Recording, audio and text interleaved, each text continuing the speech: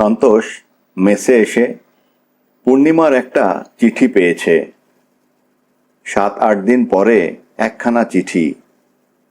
কিন্তু সে নিজেও কি বেচারিকে এই কয়দিনের ভেতর একখানা চিঠি লিখেছিল? বম্বের থেকে কলকাতায়, কলকাতার থেকে বম্বেতে রোজই 2-3 খানা যাচ্ছে, আসছে দেখেও। কিন্তু চামেলিদের জীবনের ব্যবহার দিয়ে নিজেদের জীবনকে পরিমাপ করলে চলে কি আজ আর? বিরাজ সন্তোষের চেয়ে বয়সে ঢের বড় বটে। চামেলিও পূর্ণিমার চেয়ে অনেক বড়, কিন্তু বাস্তবিক পক্ষে নিজেরাই বুড়ো তারা দুজনে। চামেলিরাই নতুন, জীবনের প্রথম পাঠ নিতে চলেছে যেন। প্রেমের, পিপাসার, রোমাঞ্চের, স্বপ্নের নীড়ের। পূর্ণিমা লিখেছে, পেটের ভারে সে না পারে হাঁটতে, না পারে শুতে, পা ছড়িয়ে বেড়ায়, ঠেস দিয়ে বসে থাকতে হয় শুধু। বসে বসে কি ভাবে সে? ভাবে যা তা 2 পৃষ্ঠা বসে ব্যক্ত করেছে পূর্ণিমা, তা না বলাই ভালো। সন্তোষ যদি ভুলে যেতে পারে, কোনোদিনও এই 2 পৃষ্ঠার স্মৃতি মনে যদি না থাকে আর তার, তবেই সে যেন বেঁচে যেতে পারে।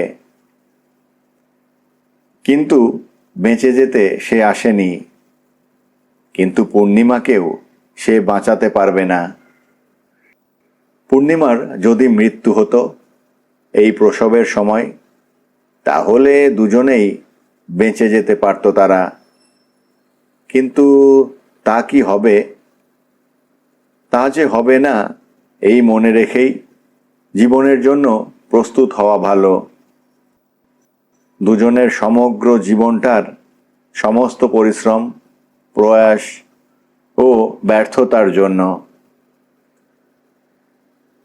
মেসের বিছানায় শুয়ে শুয়ে সন্তোষের মনে হচ্ছে, এটা যদি সে ঠিক বুঝতে পারত যে পূর্ণিমা প্রসবের আঘাতটাকে কিছুতেই উতরোতে পারবে না, মরতে তাকে হবেই, তাহলে কম্বল মুড়ি দিয়ে বাইরের শীতের থেকে নিজেকে বাঁচিয়ে নিয়ে এই অন্ধকারের ভেতর এমনই একটা আরাম পেত সন্তোষ। কি গভীর নিস্তার পেত তাহলে জীবনে সে। সমস্ত পৃথিবীর দুঃখ কষ্ট তার অনুভূতিশীল হৃদয়ের কাছ থেকে যে করুণা চায়, যে বেদনা চায়, আনন্দের উপশমের মতো মনে হতো যেন সেগুলোকে সন্তোষের। পূর্ণিমার এই একটি জীবন যে করুণা, মমতা, মায়া ও ব্যথার দাবি করে চলে গেছে সন্তোষের কাছ থেকে, সেসবের অপরিসীম বেদনার কাছে পৃথিবীর সমস্ত দুঃখ কষ্টই আনন্দের উপশমের মতো মনে হতো যেন। পৃথিবীতে কাউকেই ভালোবাসেনি সন্তোষ, কিংবা পূর্ণিমাকেই শুধু ভালোবেসেছে। পৃথিবীর লক্ষ লক্ষ কোটি কোটি লোকের ভেতর এই মেয়েটিরই শুধু দুঃখ দূর করবার জন্য। এর জন্যই শুধু একটা আশ্রয়, একটা শৃঙ্খলা, জীবনের কাছ থেকে একটা মমতামুগ্ধ স্নেহপূর্ণ ব্যবস্থা বিচার আহরণ করে নেবার জন্য।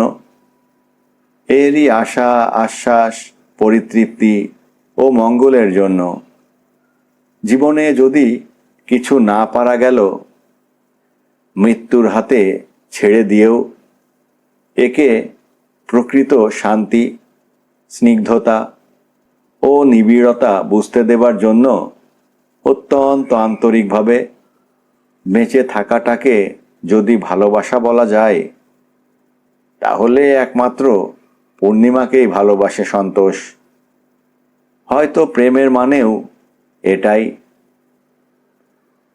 কিন্তু করুণা কি প্রেমের চেয়ে বড় নয়? সৃষ্টির অন্য নক্ষত্রগুলোর কথা জানে না সন্তোষ, কিন্তু এই পৃথিবীর প্রতি অণু পরমাণুও প্রতি মুহূর্তেই যে অব্যক্ত বেদনায় কুঞ্চিত হয়ে পড়েছে, পরিবর্তে কোনো এক দিক থেকে যে অসীম করুণার প্রতীক্ষা করছে শুধু, পাচ্ছে না।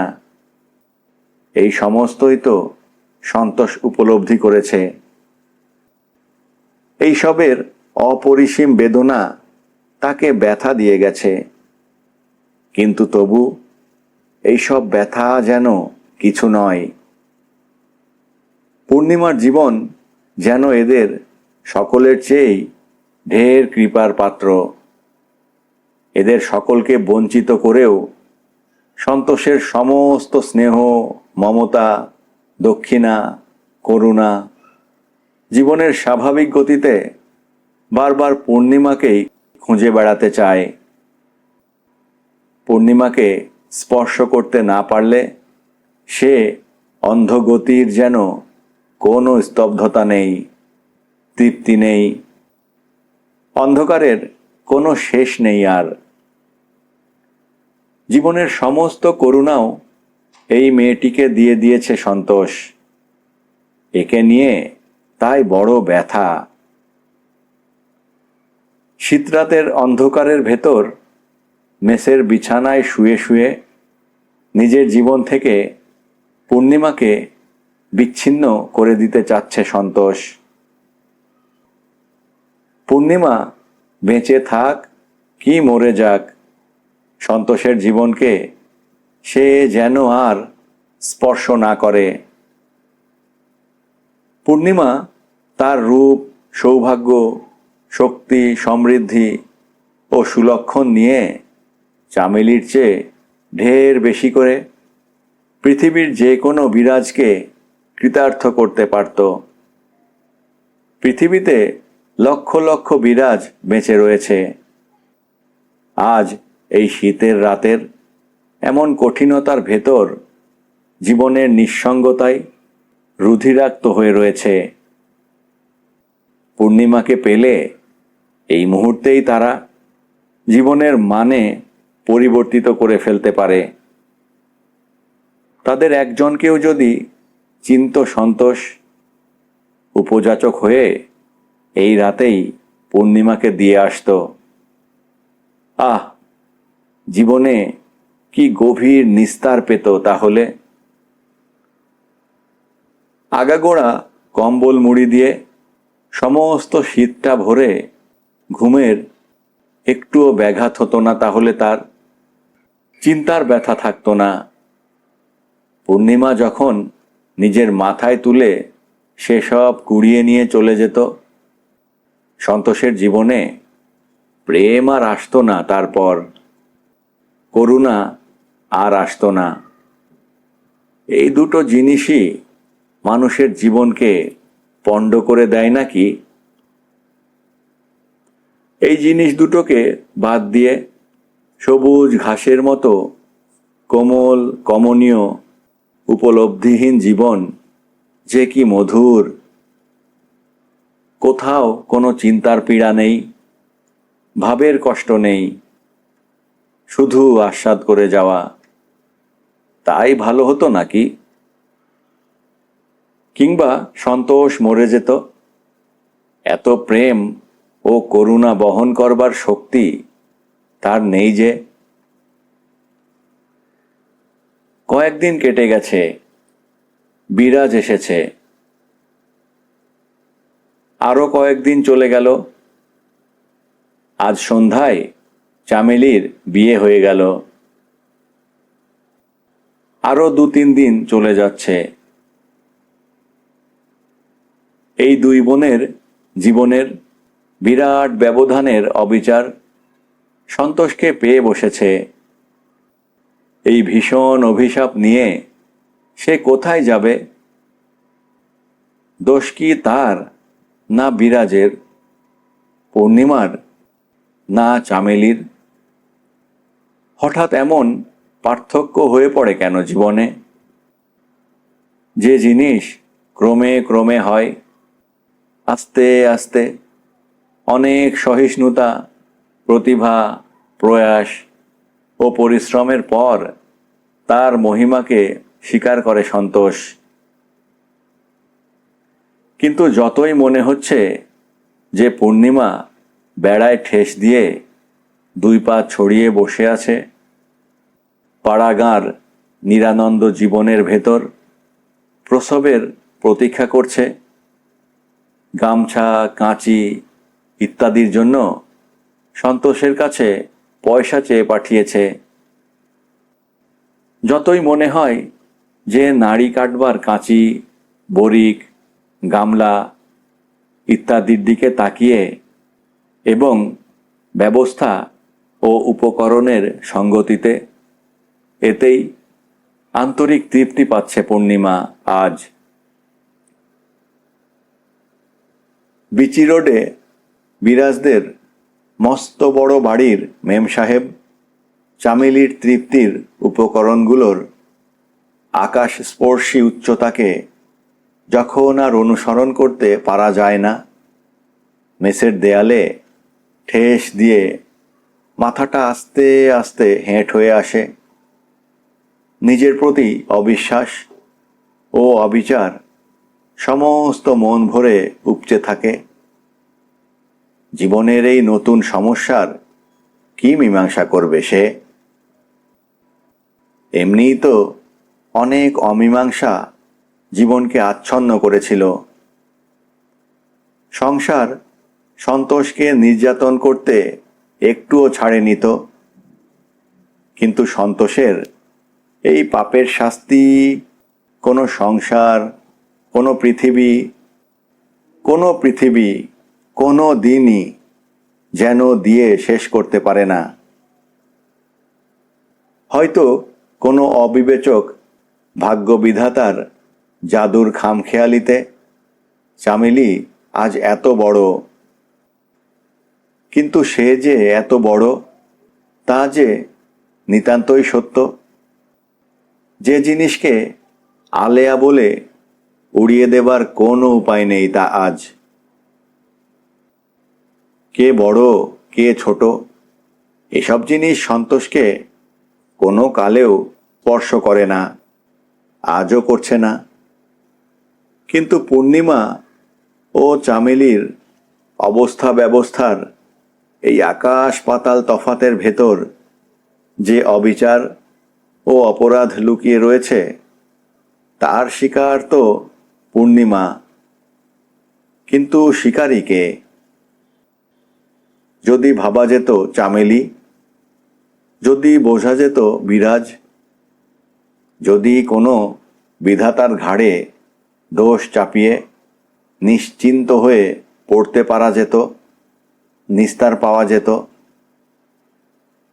কিন্তু এ অপরাধ ও অবিচার শেষ পর্যন্ত পূর্ণিমাকে ছিন্ন বিচ্ছিন্ন করে দেবে যা।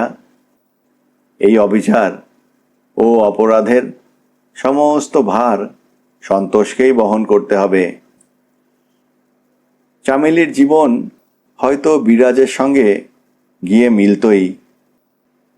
পূর্ণিমা তার নিজের বিরাজকে তার দিদির চেয়ে ঢের বেশি অবিসংবাদীভাবে লাভ করতে পারত। সে সমস্ত উপকরণই তার ভিতর ছিল এবং এই তিনটি লোকের জীবনের সংস্পর্শে আসবার কোনো প্রয়োজনই ছিল না সন্তোষের। সুশৃঙ্খল বিধাতা হলে এই কয়টি জীবনকে এমনি করেই সাজাতো। কিন্তু সুশৃঙ্খল বা উচ্ছৃঙ্খল বিধাতা বা শয়তান বলে কেউ কোথাও নেই, কিংবা আছে কি কে জানে।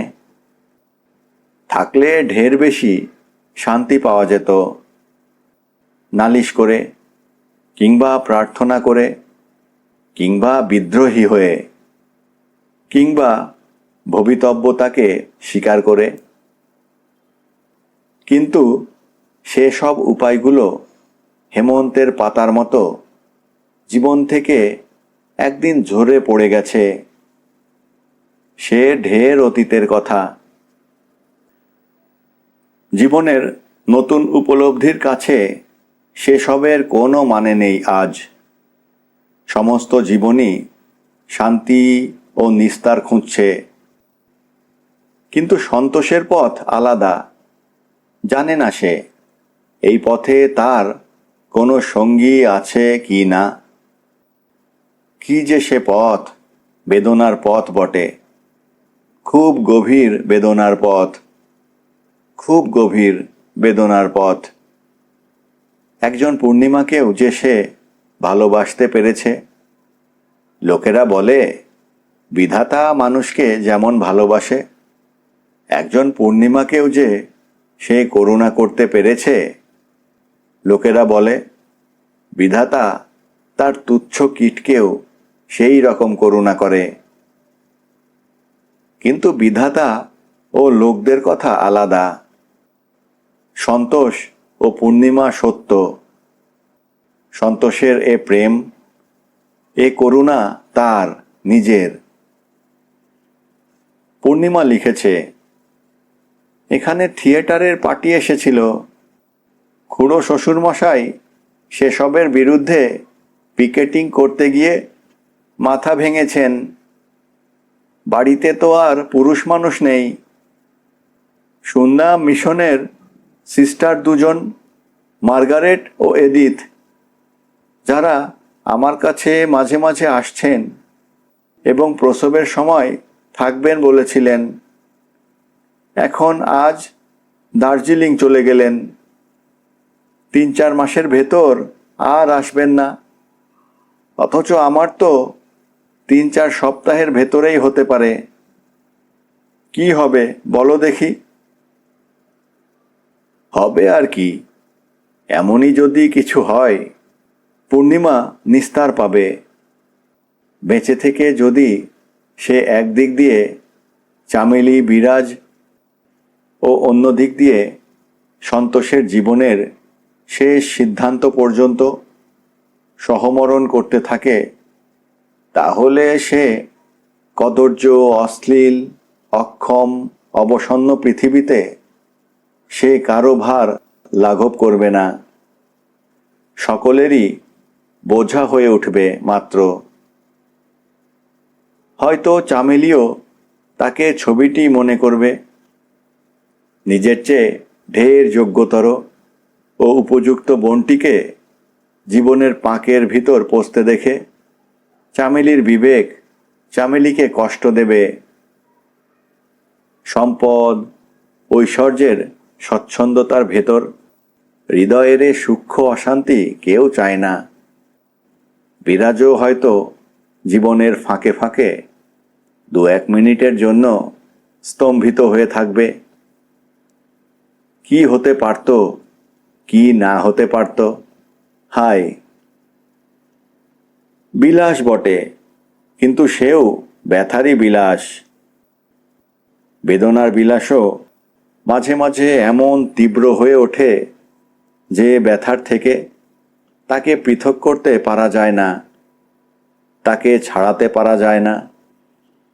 একটা বোঝার মতো হয়ে থাকে সে। বিরাজের হৃদয়ের ওপরও একটা বোঝার মতো চেপে থাকবার শক্তি পূর্ণিমার রয়েছে। কিন্তু বিরাজের স্বচ্ছন্দ স্বভাব, জীবনের সঙ্গতির ভিতর এর কি প্রয়োজন আছে? নেই কিছু। কোথায় কোনো প্রয়োজন নেই পূর্ণিমার, যে ব্যথা দেবে, কষ্ট দেবে, গুরুভারে আক্রান্ত করবে মানুষকে। নিজে সে বুঝে যাবে, যদি সে বেঁচে থাকে, যে সবচেয়ে বেশি প্রবঞ্চিত হলো, সে সবচেয়ে বেশি উপহাসাস্পদ হয়ে গেল। শেষ পর্যন্ত এই তাকে বুঝতে হবে। পূর্ণিমার আর একখানা চিঠি এসেছে। কাকা মাথার যন্ত্রণায় কষ্ট পাচ্ছেন। সকলেরই সেই জন্যে চিন্তা, বাড়িতে পুরুষ মানুষ নেই, আমার জন্য কারও কোনো সহানুভূতিও নেই যেন। ওগো, আমার কি হবে বলো? তুমি এই চিঠি পেয়েই চলে এসো।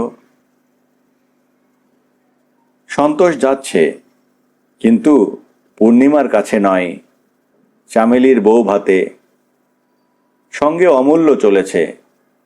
পূর্ণিমাকেও সে চেনে, সন্তোষের বন্ধু সে।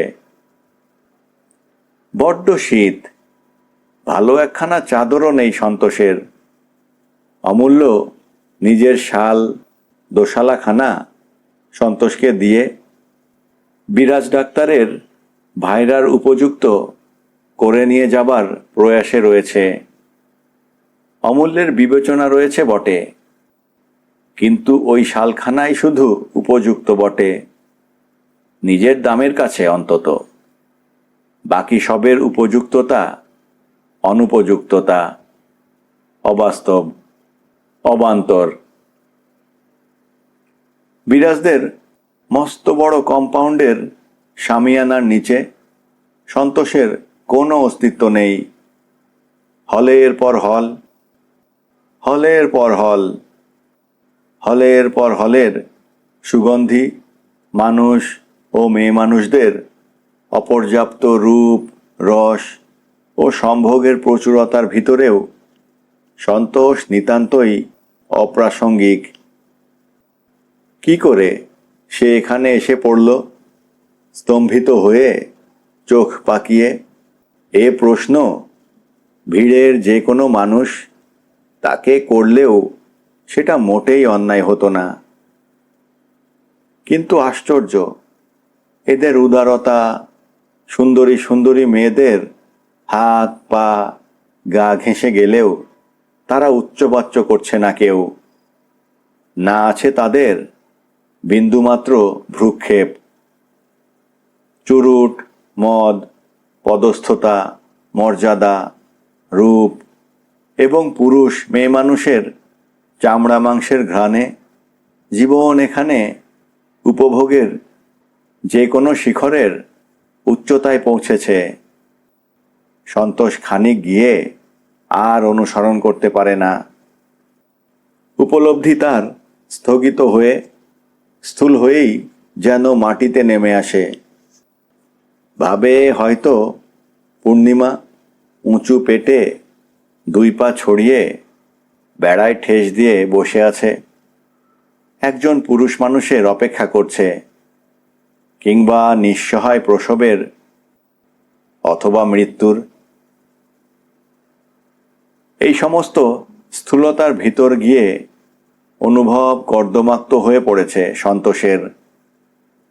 চোখ মেলে হলের পর হল দেখা যায়, হলের পর হল, হলের পর হল। ওপরে নিচে, দোতলায়, তেতলায়, একতলায় আসবাব ও উপকরণের দুরন্ত বস্তু সত্যের পায়ের নিচে কল্পনা মাটির সঙ্গে মিশে গিয়ে প্রকৃত স্বপ্ন ও প্রকৃত স্বাদ আহরণ করবার জন্য আকুতি জানিয়ে পাঠ নিতে চায়। লণ্ডভণ্ড হয়ে ফিরে ফিরে আসে সন্তোষদের স্থূল কল্পনা, সন্তোষের ও পূর্ণিমার। কিন্তু বিরাজ ও চামেলির কাছে এ সমস্তই অন্ধত্ব। এ সবই সাধারণ কল্পনা ও চিন্তার সঞ্চয়। মাধুর্যের দিক দিয়েও ওরা উচ্চ স্তরের লোক। সন্তোষের মনে হচ্ছে এইসবের ভেতর থেকে থেকে আর ও সব বিচিত্রতার ভেতর দিয়ে গিয়ে ওদের মাথার পরিকল্পনা, ছবি, কবিতা, গান, জীবনের সমস্ত রূপ, রস, পুলক ও উপভোগের দিকটা যে রকম ফুটিয়ে তুলতে পারবে, সন্তোষ ও পূর্ণিমার প্রয়াসের চেয়ে তা সবসময়ই ঢের বেশি আশাপ্রদ হবে।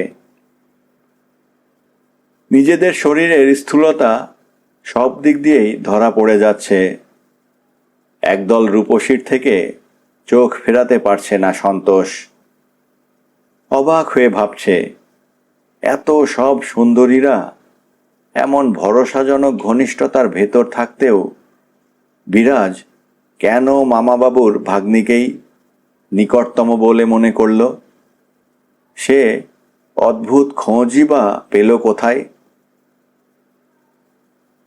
বৌভাতের রাত চলছে। চামেলি কখন কোথায় কাদের দেখা দিয়ে বৌভাতের কাজ শেষ করে গেছে জানা গেল না। চামেলিদের জন্য পূর্ণিমার ও নিজের উপহারটাও একটা উপহারেরই হয়তো স্তূপীকৃত মেহগনির টেবিলের ওপর রেখে এলো সন্তোষ। দেউড়ির পাশে কয়েকজন ব্যারিস্টার ও অফিসার কথা বলছিল। চামেলি ও বিরাজ দুজনে প্রেসিডেন্ট লাইনারে চেপে ইউরোপে যাবে না আমেরিকা, আর 2-4 দিনের ভেতরেই। প্রেসিডেন্ট লাইনারের গল্প হচ্ছিল। সন্তোষ থেমে একটু দাঁড়িয়ে শুনছিল। সন্তোষ রাস্তায় নেমে পড়েছে। অমূল্য বলল, কই, চামেলিদের সঙ্গে দেখা না করেই চললে? সন্তোষ বলল, আজ তার মোসাহেব ঢের। নিজের পরিচয় দিয়ে বিরাজ ও চামেলিকে লজ্জিত করা মাত্র। অমূল্য বলল, পূর্ণিমা যদি একটু দাঁড়িয়ে বিয়ে করত। সন্তোষ মাথা নেড়ে সায় দিয়ে পেছনের বাড়িটার দিকে একবার তাকালো। এমন ঐশ্বর্য ও রসনমত্ততার ভেতর কোনোদিনও সে আর প্রবেশ করেনি। দূর থেকে এসব উপভোগ করবার রুচিও ভবিষ্যতে কোনোদিন আর জোগাড় করে উঠতে পারবে কিনা সন্দেহ। বিরাজ ও চামেলির জীবনের একটা ক্ষুদ্র ভগ্নাংশের দিকে তাকালেও কোনো দূর দূরান্তরের পীত অন্ধকারের খোড়ো ঘরের ভেতর পূর্ণিমার উঁচু পেট ও ছড়ানো পা দুটোর কথা জেগে ওঠে। প্রতি পদে পদে এমন অপরিহার্য তুলনা নিয়ে কোথায় যাবে সে? এর অবিচার, অপরাধ, অক্ষমতা ও বেদনার ভার সমস্ত জীবন নিজেকেই শুধু বহন করতে হবে তার। এমন সামর্থ্য নেই যে খোড়ো ঘরকেও সোনার প্রাসাদে দাঁড় করায়। তাহলে সে শক্তিকেই সাহায্য করতে ডাকত সে। কিন্তু নিজে কি নিদারুণ অক্ষম সন্তোষ। এমন কোনো সমর্থ লোকও কি কোথাও আছে যে সন্তোষের ভাগ্য পরিবর্তন করে দিয়ে যায়? সন্তোষের নিজের উপভোগের জন্য নয়, নিজের সে শীতের রাতে গরুর ঘরে খড়গাদার উপর শুয়ে থাকতেও রাজি আছে। সন্তোষের জন্য নয়, কিন্তু পূর্ণিমার মুখের দিকে তাকিয়ে। জীবনের শৃঙ্খলা ও ব্যবস্থার সামঞ্জস্যের দিক দিয়েও ব্যবধানটা এমন অসংলগ্ন হয়ে পড়েছে যে সৃষ্টিতে নক্ষত্রেরা থাকে, কিন্তু তাদের অপর্যাপ্ত নিচে কোনো দিকেই কারও কোনো সহানুভূতি নেই, কোনো ভ্রুক্ষেপ নেই, কোনো সাহায্য নেই, নিজের কোনো শক্তিও নেই, কোনো আকস্মিক জাদু বা ভেলকির পৃথিবী ও যুগ নেই। বিধাতা, ধর্ম বা সন্ন্যাসেও কোনো বিশ্বাস নেই। তা থাকলেও একটা সম্বল শান্তি থাকত বটে। এর যে কোনো একটা জিনিস যদি জীবনে থাকত, পূর্ণিমা যে উপলব্ধি জাগায় তার থেকে ত্রাণ না পেলেও অনেকটা উপশম হওয়া যেত। কিন্তু কোথাও কিচ্ছু নেই। অমূল্যর সাথে কথা বলতে বলতে সন্তোষ অন্যমনস্কভাবে মাথা নাড়ল। চুরুটটা কোথায় রাস্তায় হাত থেকে পড়ে গেছে তার। বাসের দোতলার একটা নির্জন কোণায় বসে সন্তোষ বলছে, আমার যদি প্রতিভা থাকতো তার বেগে আমি উতরে চলে যেতাম, পূর্ণিমাকেও সঙ্গে সঙ্গে উঠিয়ে নিতাম। কিন্তু অত্যন্ত সামান্য শক্তির মানুষ আমি। একটা সাধারণ দৈনন্দিন ব্যবস্থার পথ খুঁজছিলাম মাত্র। তারই ভিতর আমার মুগ্ধতা ছিল। কিন্তু বলছিলাম, যা ভণ্ডুল লাগিয়ে দিল বিরাজ। কিন্তু তারই বা দোষ কি? রূপসীকে পছন্দ করে বিয়ে করেছে, অস্বাভাবিক কিছু করেনি। কিন্তু মনে হয় পূর্ণিমার বোনকেই বিয়ে করবার দরকার কি ছিল বিরাজের? পৃথিবীতে সুন্দরী কি আর ছিল না? কিংবা রূপসী বুদ্ধিমতী মেয়ে দেখে বিয়ে করবারই বা দরকার কি ছিল আমার? আমার জীবন যা, আমার জীবনের গভীর প্রয়োজনের নিকট রূপ ও তীক্ষ্ণতার কি মূল্য রয়েছে? কতটুকু? 7-8 দিন কেটে গিয়েছে। সন্তোষের চোখে সমস্ত পৃথিবী যেন নরম, কোমল, মধুর ও নিবিড় হয়ে উঠেছে। পূর্ণিমা সেই খোড়ো ঘরের ভেতর পা ছড়িয়ে বসে রুদ্ধ হয়ে নেই আর। প্রসবের ভোরের মৃত্যুর ভিতর দিয়ে সমস্ত পৃথিবীর ভিতর সে ছড়িয়ে পড়েছে। সমস্ত পৃথিবীর ভেতর সে ছড়িয়ে পড়েছে।